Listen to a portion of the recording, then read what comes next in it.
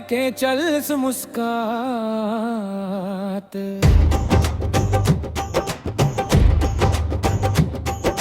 देवघर नगरी लागे सुहावन,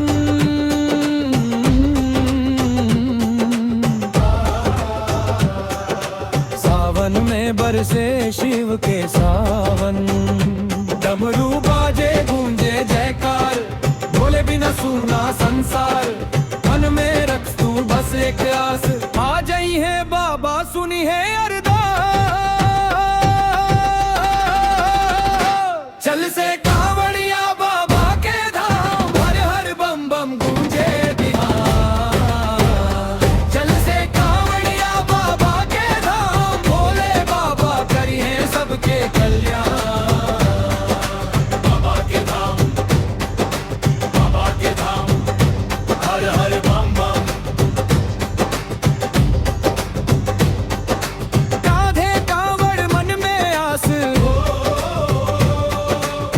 बाबा पूरा करी है विश्वास।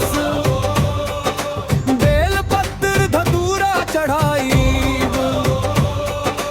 भोले के चरण में शीश नवाई। धूप दिया से जगमग धाम, भक्ति में डूबल सबके नाम।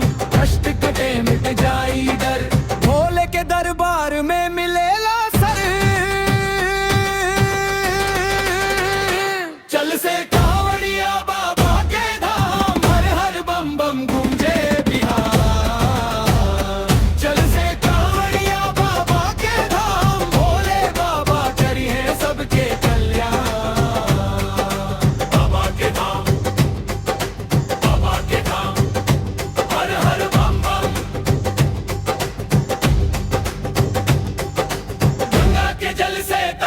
पावन, शिव के नाम से जीवन सावन। जल से न था किस बदला, चल से बोल बम बोला।